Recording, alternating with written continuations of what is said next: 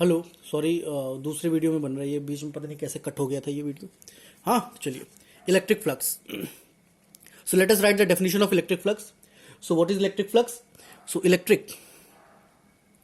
Electric flux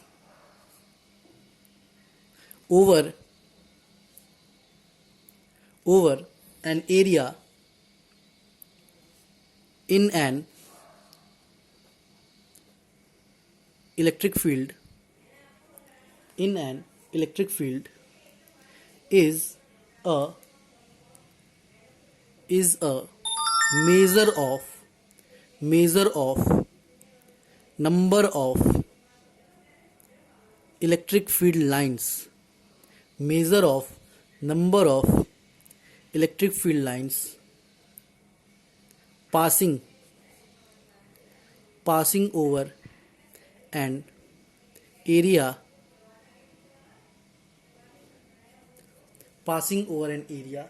normally. Electric flux over an area in an electric field is a measure of number of electric field lines passing over an area normally. Full stop. बताएंगे अब इसके बारे में। It is a, और ये क्या होता है? स्केलर क्वांटिटी होता है, सिंपल सी बात है। It is a scalar quantity. Let us right the second definition, OR, थोड़ा मैथमेटिकल डेफिनेशन है ये। हाँ, तो let us right electric flux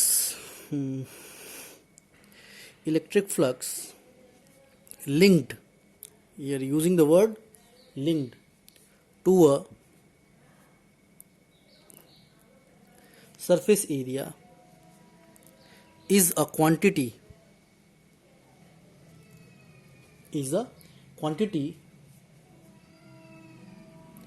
formed by the product of, या फिर इलेक्ट्रिक फील्ड तो surface area quantity formed by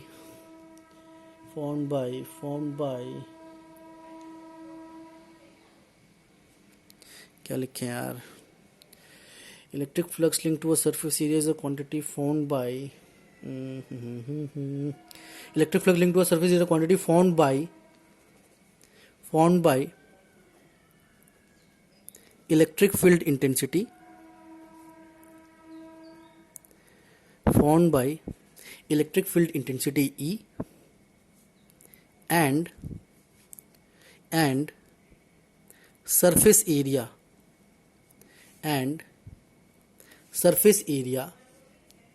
A।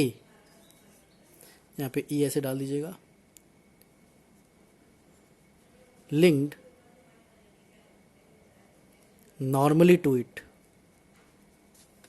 such that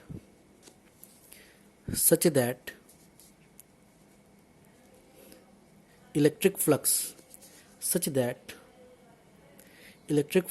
is given as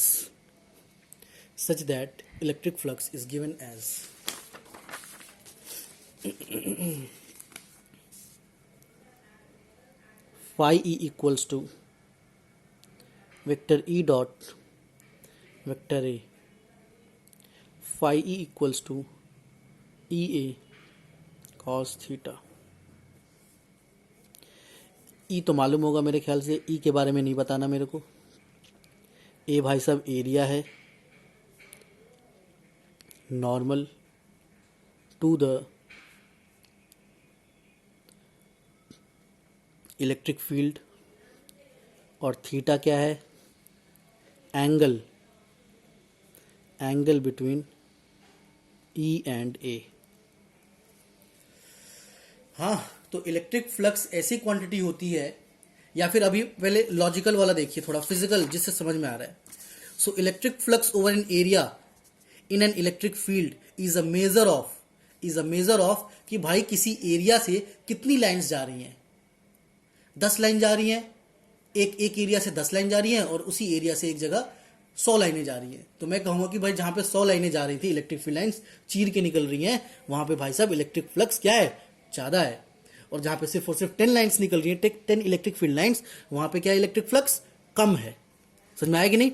अच्छा, इसको मैथमेटिकली मेरे को नापना है। अब देखिए, आप तो गिनने नहीं जाएंगे ना, और इलेक्ट्रिक फील्ड लाइन्स तो इमेजिनरी होता है, तो आप तो गिनने नहीं जाएंगे कितना पास कर रहा है, 1 2 3 4 5, तो मेरे को तो एक फॉर्मूला चाहिए।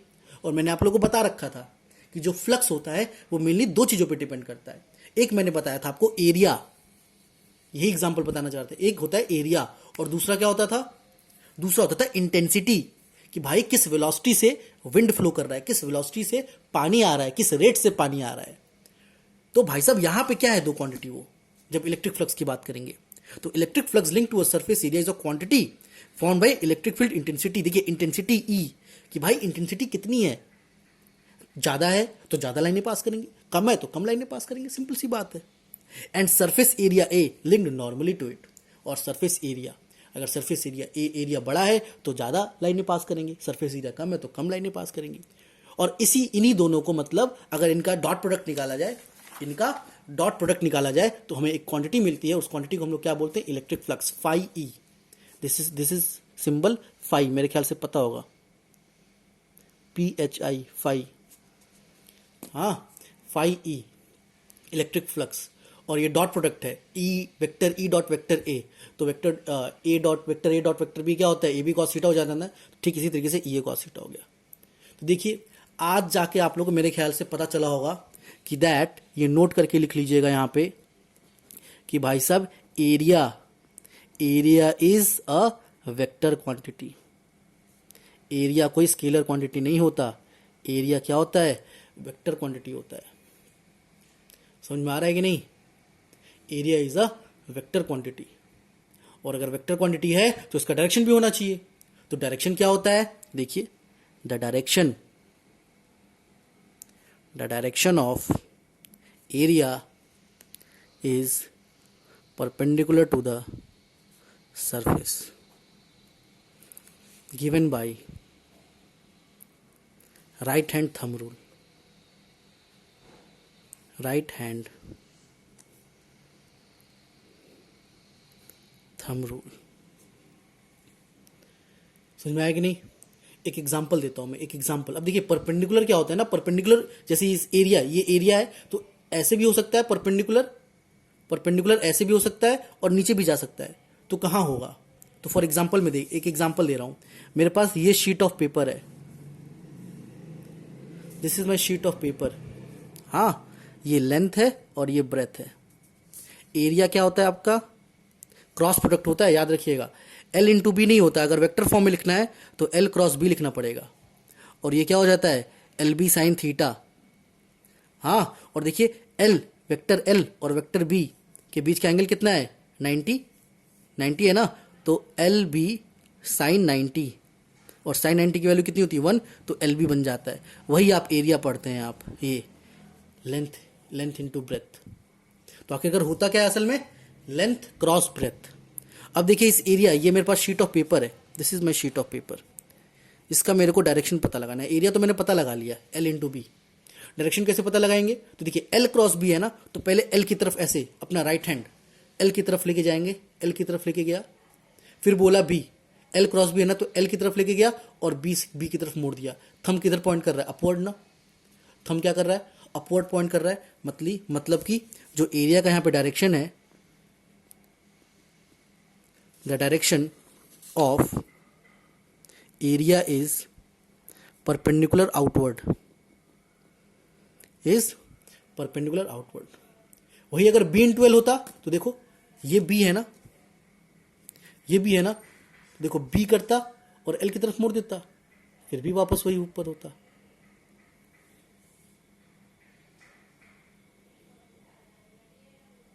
सॉरी गलत बता दिया मैंने। देखिए अच्छा, इसका कुछ डायरेक्शन होगा ना, देखिए जैसे लेंथ का ये है और ब्रेथ का ये है, देखिए अब B क्रॉस L है ना, तो B इधर करेंगे और L इधर करेंगे तो भी ऊपर, सही है।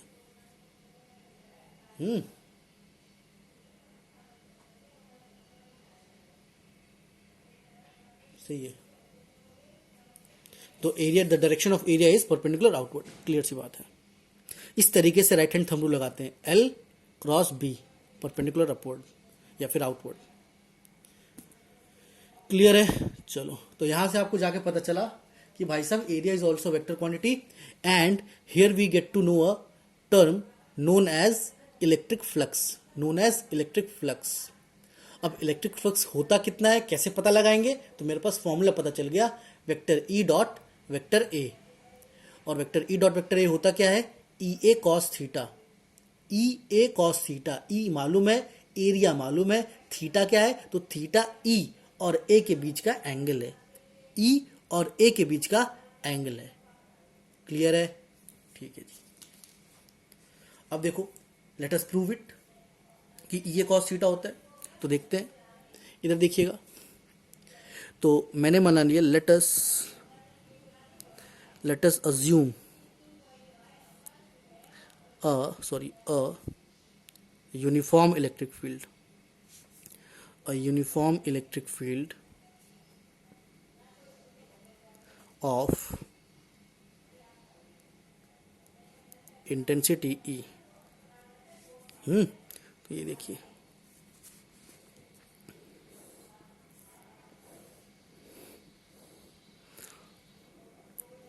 ये डायरेक्शन है, और मान लेते हैं कि मेरे पास ये एरिया है।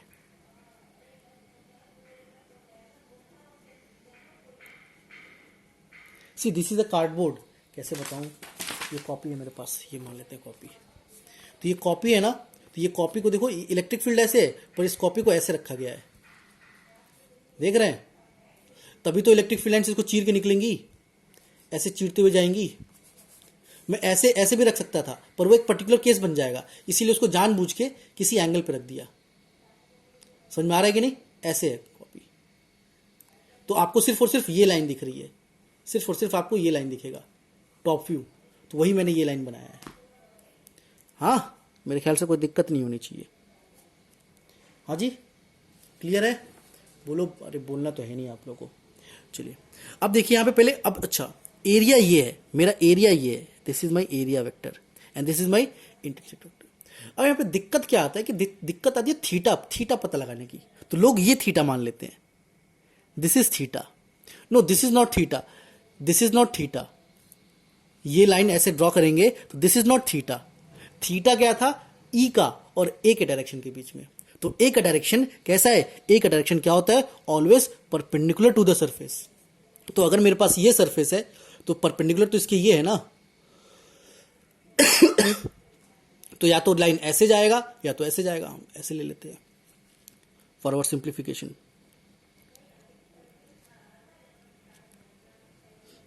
देख रहे हैं आप? तो दिस इज माई एरिया, तो ये था, और ये भी एरिया वेक्टर है मेरा। ये डायरेक्शन देखो, मैं यूनिट वेक्टर से दिखा रहा हूं, क्योंकि मेरे को मालूम है यूनिट वेक्टर क्या बताता है? डायरेक्शन बताता है। तो ये एरिया का क्या बता रहा है? डायरेक्शन बता रहा है। हाँ, अब ये देखो, एरिया का डायरेक्शन ये, और इलेक्ट्रिक फील्ड का डायरेक्शन ये, और इन दोनों के बीच का एंगल कितना? थीटा। क्लियर है कि नहीं? बोलिए बोलिए। तो ये है आपका थीटा। थीटा दिख नहीं रहा होगा, this is theta, this is theta, this is. थोड़ा आगे बढ़ते हैं। इन दोनों को ऐसे ज्वाइन करते हैं।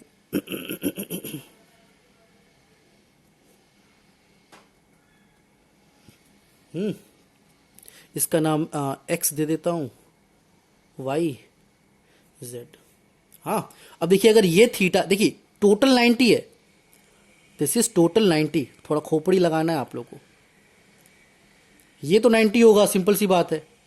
अब ये, अब ये देखो, ये और ये, ई और ये 90 है।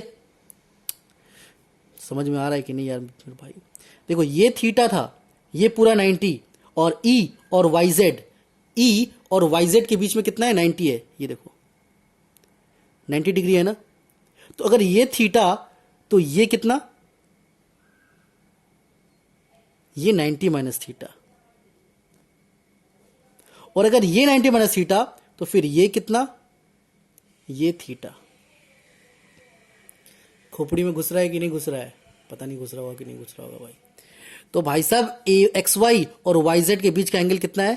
थीटा है। हाँ, अब देखो, ये ए है, तो इसको दो कंपोनेंट में हम लोग तोड़ देंगे।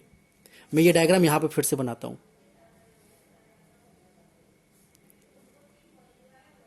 देखो, ये एक्स है, ये वाई है, ये जेड है। ये थीटा है और ये मेरा एरिया वेक्टर, कुछ इस टाइप से निकला हुआ था। ये कितना था मेरा, ये था 90 माइनस थीटा। अब देखिए ये ए है और ये थीटा है, तो इसके पर सामने वाला क्या, अपोजिट वाला क्या बन जाता है, साइन थीटा कंपोनेंट। तो ये क्या बन जाएगा, ए साइन थीटा, दिख रहा है, एक्स जेड, ये आपका क्या बन जाएगा, ए साइन थीटा। और हाइपोटेन्यूज सटा हुआ है तो ये क्या बन जाएगा, ए कॉस थीटा। समझ में आ रहा है कि नहीं। और डेफिनेशन में हमने क्या बोला, डेफिनेशन कहां लिखा है भाई, electric flux over an area in an electric field is a measure of number of electric field lines passing over an area normally. Normal का मतलब होता है भाई परपेंडिकुलर, लेटरल, राइट एंगल, हाँ 90 डिग्री। समझ में आ रहा है कि नहीं। नॉर्मली का मतलब ये होता है। यहां भी डेफिनेशन में हमने देखा, electric flux link to a surface area is a quantity found by electric field intensity and surface area linked normally to it.